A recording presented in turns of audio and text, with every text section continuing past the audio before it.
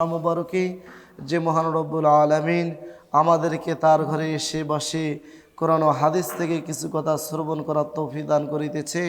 এজন্য আমরা আরেকবার প্রাণ খুলে শুকরিয়া জ্ঞাপন করে আমরা সকলে বলি আলহামদুলিল্লাহ। অতবার বিশ্ব নেতা বিশ্বনবী সৈয়দুল মুরসালিন খাতামান নবিয়্যিন রাহমাতাল লিল আলামিন তার উপর সংক্ষিপ্ত দরুদ ও সালাম পেশ করি। আমরা সকলে বলি সাল্লাল্লাহু আলাইহি ওয়াসাল্লাম। সম্মানিত মুসল্লি ইকরাম, আজকের আলোচনার বিষয় হলো যে শাবান মাসের শেষ জুমা মুবারকে রমজানের পূর্ব প্রস্তুতি। এই বিষয়ে আল্লাহ সুবহানাহু ওয়া তাআলার জন্য কিছু কথা বলার তৌফিক দান করে। ওমা তাওফিকি ইল্লা বিল্লাহ। সম্মানিত উপস্থিতি, রমজান মাস হলো মুসলমানদের জন্য সব অর্জন করার মাস, মুসলমানদের জন্য সব অর্জন করার সিজন। এই রমজান মাস হলো মুসলমানদের জন্য নেকি অর্জন করার মৌসুম। ব্যবসায়ীদের জন্য যেমন মৌসুম থাকে, সিজন থাকে, তেমনিভাবে মুসলমানদের জন্য এটি হলো একটি দুনিয়ায় বা আখিরাতের কল্যাণ অর্জন করার জন্য মৌসুম। ব্যবসায়ীদের যেমন সিজনে মৌসুমে বেশি বেশি করে মুনাফা হয়, বেশি বেশি করে লাভ হয়, তেমনিভাবে মুসলমানদের জন্য এই রমাদান মাস এটি হলো কল্যাণের মাস, এটি হলো বরকতের মাস, এটি হলো রহমত নাজিলের মাস। এ মাসেও হলো তাদের জন্য নেকি অর্জনের মৌসুম। কেননা যে মাসে একটি নফল ইবাদত করলে অন্য মাসের একটি ফরজ ইবাদতের সব আল্লাহ রাব্বুল আলামিন তাদের আমলনামায় লিখে দেন। জোরে বলেন সুবহানাল্লাহ। আবার কোনো ব্যক্তি যদি একটি ফরজ ইবাদত করে, আল্লাহর হুকুম যদি পালন করে, তাহলে আল্লাহ রাব্বুল আলামিন ওই বান্দা এবং বান্দির আমলনামায় ৭০টা ফরজ ইবাদত করলে যে সব হবে সেই সব আল্লাহ সুবহানাহু ওয়া তাআলা তাদের আমলনামায় লিখে দেন। জোরে বলেন সুবহানাল্লাহ। কেন এতই মর্যাদাপূর্ণ মাস, অর্থাৎ যে মাসে একটা নফল ফরজের সমতুল্য, আর একটা ফরজ ৭০টা ফরজের সমতুল্য। কোন ব্যক্তি যদি এক ওয়াক্ত নামাজ কাজা করে, অর্থাৎ ওয়াক্ত মতো যদি ওই ব্যক্তি নামাজ না পড়ে, তাহলে ওই ব্যক্তি সারা জীবন সে যদি নফল নামাজ পড়ে তবু ওই একটা ফরজের সমতুল্য হবে না। তাহলে দেখেন ফরজের কতবারই মর্যাদা। আর যেই মাসে একটি ফরজ ইবাদত করলে আল্লাহ সুবহানাহু ওয়া তাআলা তাদের ৭০টা ফরজের সমতুল্য সব লিখে দেন। সম্মানিত হাজিরিন, এই জন্য রমজান মাস হলো বরকত হাসিলের মাস। এই জন্য আমাদেরকে রমজান মাসের আগেই পূর্ব প্রস্তুতি নিতে হবে যে আমাদের সামনে রমাদান মাস আসিতেছে। এই জন্য রাসূল করিম সাল্লাল্লাহু আলাইহি সাল্লাম তিরমিজির বর্ণনায় বলেছেন যে আহসু হিলালা শাবান আলি রমাদান, তোমরা শাবান মাসের চাঁদ ঠিকমতো গণনা করো। কেননা রমজান মাস আসতে আর কয়দিন বাকি আছে? 29 দিন, 20 দিন, 10 দিন, 5 দিন, 2 দিন।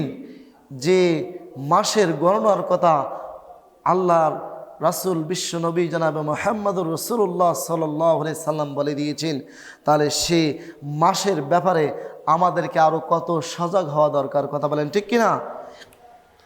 এই জন্য রমজান মাস আসার আগেই আর মাত্র কয়েকদিন রমাদান মাসের বাকি রয়েছে।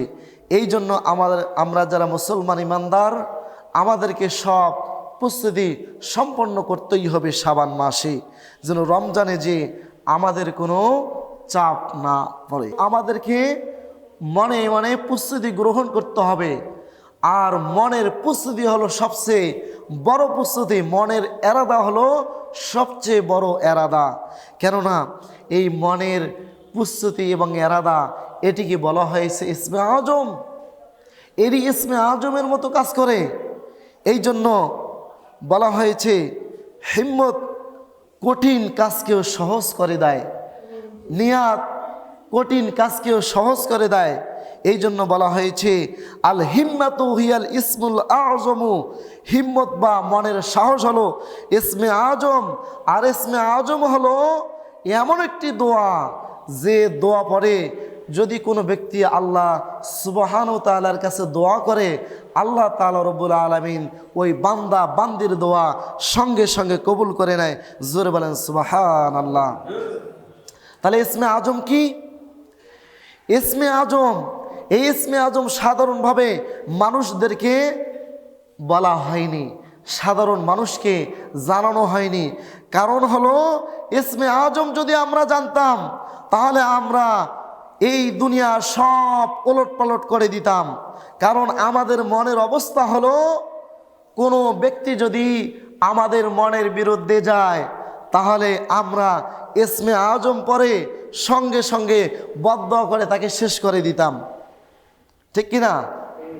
এই জন্য ইসমে আজম বুজুর্গের দিন তারা বুজুর্গরা জানতো, তারা কন্ট্রোল করা শিখতো, তারা কন্ট্রোল করতে পারতেন। আমরা কিন্তু ইসমে আজম কন্ট্রোল করতে পারবো না। এই জন্য কিতাবের লেখক লিখেছেন যে একজন বুজুর্গ সে ইসমে আজম জানতো, আর তার শাগরিদ তাকে বলল, হুজুর আমাকে ইসমে আজম সম্পর্কে আপনি জানিয়ে দিন এবং আমাকে ইসমে আজম শিখিয়ে দিন। তখন ওই বুজুর্গ বলল যে না না, তুমি এই ইসমে আজম সহায় করতে পারবা না, তুমি কন্ট্রোল করতে পারবা না। তখন ওই শাগরেদ খুব পিড়াপিড়ি করতে লাগলো যে হুজুর আমাকে ইসমে আজম আপনি শিখিয়ে দিন। তখন খুব যখন পিড়াপিড়ি করলো তখন ওই বুজুর্গ বলল যে ঠিক আছে আমি তোমাকে শিখাবো, তবে আমার একটি শর্ত হলো যে অমুক জঙ্গলের চৌরাস্তার মোড়ে তুমি সারা দিন দাঁড়িয়ে থাকবা এবং চৌরাস্তার মোড়ে ওখান থেকে লক্ষ্য করবা সারা দিনে যতগুলি কার্যক্রম তুমি দেখবা, যতগুলি ঘটনা ঘটবে, এই ঘটনার বিবরণগুলো তুমি দিন শেষে এসে আমাকে জানিয়ে দিবা। তখন শাগরেদ বলল যে হুজুর ঠিক আছে। ঠিক ওই বুজুর্গের কথা মতো ওই যে জঙ্গলের চৌরাস্তার মোড়ে যে ওই শাগরেদ সকাল থেকে নিয়ে সূর্য অস্তের পূর্ব মুহূর্ত পর্যন্ত সেখানে তিনি দাঁড়িয়ে সমস্ত কার্যকলাপগুলো তিনি দেখলেন। দেখার পরে এবার বুজুর্গের বাসায় চলে গিয়েছে। বুজুর্গের বাসায় যখন চলে গিয়েছে বুজুর্গ বলল যে তুমি সারাদিনে কি কি কার্যক্রম দেখলা বর্ণনা করো। এবার শাগরেদ বলল, হুজুর আমি সকাল থেকে নিয়ে সূর্য অস্তের পূর্ব মুহূর্ত পর্যন্ত আমি সেখানে ওই জঙ্গলের চৌরাস্তার মোড়ে আমি দাঁড়িয়ে সমস্ত কার্যক্রমগুলো আমি দেখেছি। আমি যতগুলি ঘটনা দেখেছি তার মধ্যে উল্লেখযোগ্য একটা ঘটনা হলো একজন বৃদ্ধ মানুষ, বয়োজ্যেষ্ঠ মানুষ, সে জঙ্গলের ভিতরে সকালবেলা প্রবেশ করেছে এবং সন্ধ্যার পূর্ব মুহূর্ত পর্যন্ত ওই বৃদ্ধ মানুষটি জঙ্গলের কাঠ এবং লাকড়িগুলো সংগ্রহ করেছে। কাঠ এবং লাকড়িগুলো সংগ্রহ করে গরুর গাড়িতে যখন ওই লাকড়িগুলো নিয়ে যাচ্ছে, এমতো অবস্থায় একজন যুবক, ওই যুবক এসে ওই বৃদ্ধ মানুষটির সারা দিনের পরিশ্রমের লাকড়িগুলো কাঠগুলো সে ছিনিয়ে নিয়ে গেল এবং ছিনিয়ে নিয়ে যাক এরপর বৃদ্ধকে মারধর করল। তখন বুজুর্গ বলল, তখন তোমার কি মনে হয়েছিল? এবার শাগরেদ বলল যে হুজুর আমি যদি ইসমে আজম জানতাম তাহলে আমি সঙ্গে সঙ্গে বদদোয়া করে ওই যুবককে আমি শেষ করে দিতাম। কেননা আমার সবচেয়ে বড় কষ্ট লেগেছে তার সারা দিনের পরিশ্রম করা লাকড়িগুলো নাই নিয়েই নিল। তারা হাল পরিবার পরিজনের জন্য যে কাঠগুলো সংগ্রহ করেছিল সেগুলো তিনি বাজারে নিয়ে বিক্রি করে তার পরিবারের খোরাক তিনি আঞ্জাম দিবেন, সেটা নাই ছিনিয়ে নিলই। কিন্তু ওই বৃদ্ধ মানুষটিকে মারার কি দরকার ছিল? এই জন্য আমার মনে হয়েছিল যে আমার ইসমে আজম জানা থাকলে আমি সঙ্গে সঙ্গে বদদোয়া করে ওই যুবককে শেষ করে দিতাম।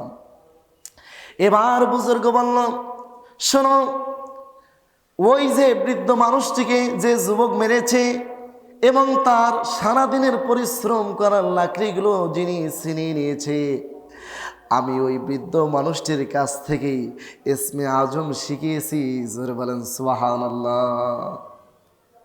এই জন্য আমি তোমাকে ইসমে আজম শিক্ষা দেব না। আমি আগেই বলেছি তুমি ইসমে আজম তুমি সহায় করতে পারবে না। সম্মানিত হাজিরিন, এই জন্য মানুষের পাক্কা ওয়াদা, মনের প্রস্তুতি হলো, এটি হলো ইসমে আজমের মতো। মানুষ যদি কোনো নিয়াত করে, পাক্কা ওয়াদা করে, তাহলে এটি ইসমে আজমের মতো কাজ করে। আর রমজানের রোজার ব্যাপারটাও এরকম যে কেউ যদি হিম্মত করে তাহলে ওই যত বড় কঠিন কাজ হোক না কেন ওই ব্যক্তির জন্য ওই কাজটি সহজ হয়ে যায়। আর আমাদের রমজানের রোজা না রাখার জন্য কত বাহানা করি। অনেকে বলে হুজুর আমার গ্যাস্ট্রিকের ব্যথা, অনেকে বলে যে হুজুর আমার স্বাস্থ্যের দুর্বলতা, অমুক সমস্যা তমুক সমস্যা। যদি আমরা হিম্মত মজবুত করতে পারতাম, পাক্কা ওয়াদা করতে পারতাম, তাহলে এই সুতানাতা অজুহাত কোনো রোজা রাখতে কোনো বাধা হতে পারতো না। কথা বলেন ঠিক কিনা? এই জন্য সম্মানিত হাজিরিন, কেউ যদি আসলে রমাদান মাসে সত্যিই অসুস্থ হয় তাহলে তার করণীয় কি? তাহলে ওই ব্যক্তির করণীয় হলো কোনো দিনদার পরহেজগার ডাক্তার যদি তাকে পরামর্শ দেয় যে না তোমার রোজা ছাড়া যাবে, তাহলে সেই ওই দিনদার পরহেজগার ডাক্তারের পরামর্শক্রমে রোজা ছাড়তে পারে। তবে যখন তিনি সুস্থ হবে তখন এই কাজা রোজাগুলি তাকে আদায় করে নিতে হবে। অনেক সময় ডাক্তারদেরকে জিজ্ঞাসা করানো আমাদের কোনো প্রয়োজন হয় না, কেননা আমরা যদি আমাদের নিজের মনকে জিজ্ঞাসা করলেই মন থেকে আমরা উত্তর পেয়ে যাই যে আসলে আমি রোজা ছাড়ার মতো মাজুর, নাকি আমি রোজা না রাখার জন্য শুধু বাহানা করতেছি যে আমার অমুক সমস্যা তমুক সমস্যা। কথা বলেন ঠিক কিনা? এই জন্য রাসূল করিম সাল্লাল্লাহু আলাইহি সাল্লাম তিনি প্রায় বলতেন যে ইস্তাফতি কলবাকা, তুমি তোমার মনকে ফতোয়া জিজ্ঞাসা করো, তুমি তোমার মনের কাছে ফতোয়া জিজ্ঞাসা করো যে আসলে আমি রোজা রাখতে সক্ষম নাকি অক্ষম। আমরা আমাদের মনকে জিজ্ঞাসা করলেই আমরা উত্তর পেয়ে যাই, কারণ আমাদের মনের অবস্থা তো অন্য মানুষ জানে না। অন্য মানুষের কাছে অনেকভাবে বোঝানো সম্ভব যে আমার এই ওজোর সেই ওজোর, কিন্তু আসলে মনের ভিতর যে বড় চোর লুকানো আছে এটি তো নিজে মনকে জিজ্ঞাসা করলে উত্তর পেয়ে যায় যে আসলে আমি রোজা না রাখার জন্য মানুষের কাছে বাহানা তুলে ধরতেছি এবং রোজা না রাখার জন্য আমি সমস্যা দেখাচ্ছি। কিন্তু সম্মানিত হাজিরিন, আমি আপনাদেরকে বলবো যে আমাদের মনের খবর দুনিয়ার মানুষ না জানলেও কিন্তু ওই মহান রব্বুল আলামিন জানেন। কথা বলেন ঠিক কিনা? জানে না? এই জন্য আল্লাহ সুবহানাহু ওয়া তাআলা কোরআনুল কারীমের মধ্যে বলেন যে আল্লাহু আলিমুম বিযাতিস সুদূর, আল্লাহ মনের গোপন বিষয়ে সম্পর্কে প্রতিটি মানুষের অবগত রয়েছেন। এই জন্য অহেতুক অজুহাত বের করে রোজা ছাড়া, এটি মানুষের কাছে যদিও আমরা অজুহাত বের করতে পারি কিন্তু আল্লাহ সুবহানাহু ওয়া তাআলার কাছে কখনো ছাড় পাওয়া যাবে? আল্লাহ তাআলা তিনি বলেন যে আমি তোমাদের মনের অবস্থা দেখি এবং শুনি, অতএব পৃথিবীর কোনো মানুষ না জানলেও আমি রব্বুল আলামিন কিন্তু তোমার মনের অবস্থা সম্পর্কে অবগত রয়েছি। এই জন্য হাদিসের মধ্যে রয়েছে, কিতাবের লেখক লিখেছেন যে প্রকৃত পক্ষে অসুস্থ নয়, শরীয়ত তাকে রোজা ছাড়ার অনুমতি দেয়নি। এই অবস্থায় কেউ যদি রমজানের রোজা ছাড়ে তাহলে সারা জীবন ওই ব্যক্তি ওই রমজান মাসের ছাড়া অন্য মাসে যদি রোজা রাখে ওই রমজান মাসের রোজার সমতুল্য হবে না। কতবার এইরকম আরো কঠিনভাবে বর্ণনা এসেছে যে রমজান মাসের রোজা ছাড়া যদি কোনো কাজা করে এবং অন্য মাসে সে সারা জীবন রোজা রাখে, তবু ওই রমাদানের একটি রোজার সমতুল্য ওই ব্যক্তি সব অর্জন করতে পারবে না। এবং আরও কঠিন কথা বলা হয়েছে, আমরা যতই অজুহাত বের করি না কেন, সূরা ইয়াসিনের 65 নম্বর আয়াতের মধ্যে আল্লাহ তাআলা বলেন যে কিয়ামতের দিন আল্লাহ বলবেন, আজ তোমার আমি জবানকে বন্ধ করে দিব এবং তোমার মুখে আমি মোহর মেরে দেব এবং তোমাদের হাত পা ইত্যাদি অঙ্গ প্রত্যঙ্গগুলো তোমার বিরুদ্ধে সাক্ষী দিবে। কথা বলেন ঠিক কিনা? এই জন্য সম্মানিত হাজিরিন, আমরা চেষ্টা করব যে আল্লাহ সুবহানাহু ওয়া তাআলা যদি আমাদের সুস্থ রাখে আমরা যেন, এবং পাক্কা নিয়াত করব আল্লাহ যেন আমাদের ছোটোখাটো অসুখ বিমার থাকলেও নিয়াতের বরকতে যেন আল্লাহ এই ছোটোখাটো বিমারগুলো মাফ করে দেয় এবং পরিপূর্ণভাবে 30টি রোজা রাখার তৌফিক দান করে। আমরা সকলে বলি আল্লাহুম্মা আমিন। এবার আসুন মুহতারাম হাজিরিন, তারাবির নামাজ